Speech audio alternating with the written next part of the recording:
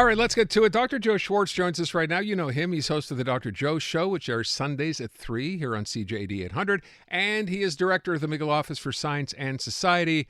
And what better way to use science a day before Valentine's Day than to determine how, in fact, it does, if it does, play a role in falling in love. So, Joe, I love that you've decided to go ahead and talk about this because I'm dying to know how this works. Now, I know all about pheromones and all that stuff, so what else do we need to know? Well, Aaron, it's too bad Natasha isn't here to join in this conversation. I'm going to miss her. As we all do. Yeah. But all right, let's get down to the so-called chemistry of love. And the question that, has always been asked, is there any real chemistry that is involved? I mean, it is such an interesting sensation, isn't it? An American humorist, James Thurber, once said that love is a strange bewilderment which overtakes one person on account of another person.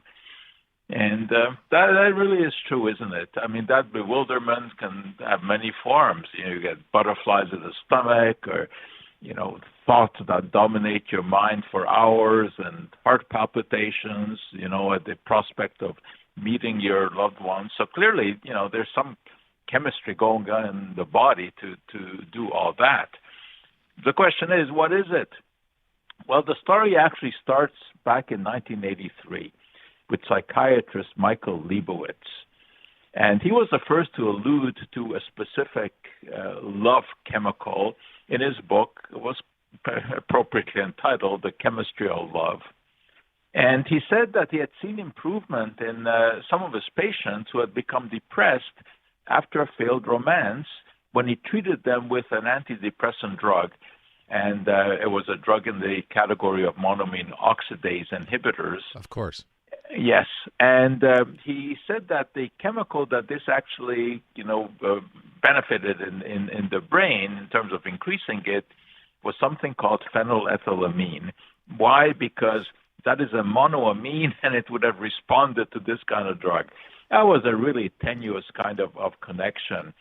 And it probably wouldn't have made the headlines had he not sort of offhandedly, with a throwaway line at a press conference, said, well, chocolate is full of phenylethylamine. Oh.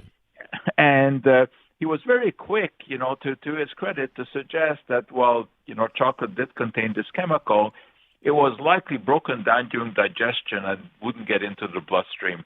But of course, the press didn't care about that because the media was very keen to, start putting out articles that could have headlines that said something about, finally, we have an explanation, from a chemical perspective of why chocolates are the gift of lovers. And it's because they contain this chemical found in the brain that has been linked with love called phenylethylamine. Well, the connection was really quite far-fetched. But the media ran with it. And an article appeared in the New York Times suggesting this link between chocolates and love.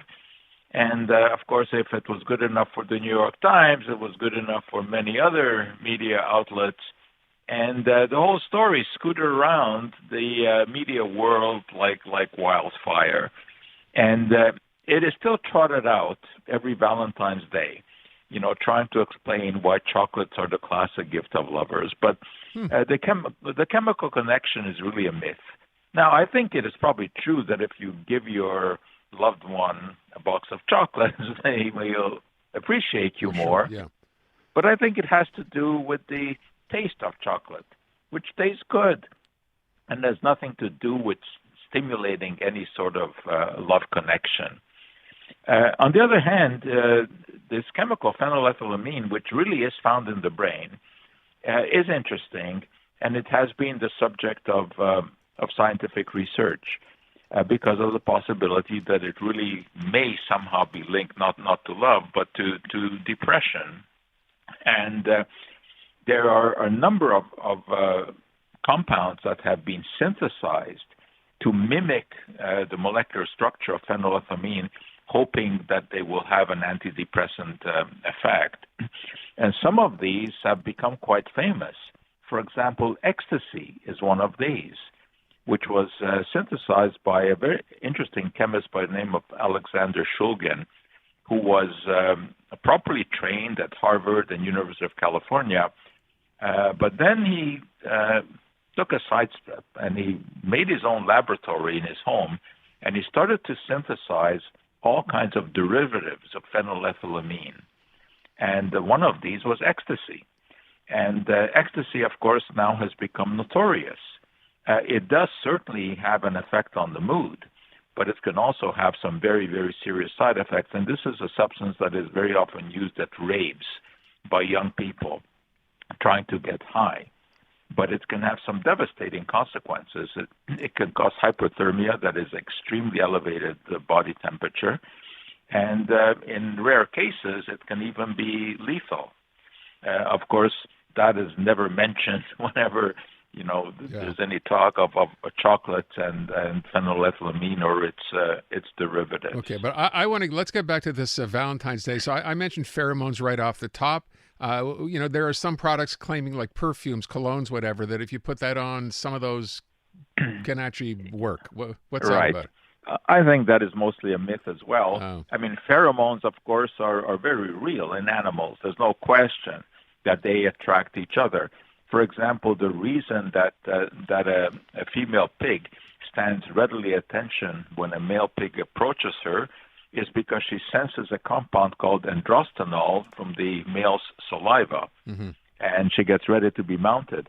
And that chemical is actually used by farmers, and in a spray. They spray it under the sow's nose, but the sow, instead of getting a male pig, gets the artificial insemination rod. All right then, Joe. Okay. Yes. Do we have anything like that for humans, or?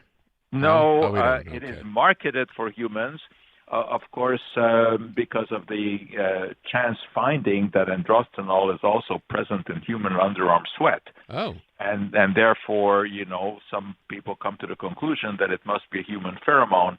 But when it is marketed in these special formulas, especially on Valentine's Day, they don't make mention of the stuff that what they have in there is actually armpit sweat extract. That doesn't have as much. Can't imagine why. Yeah.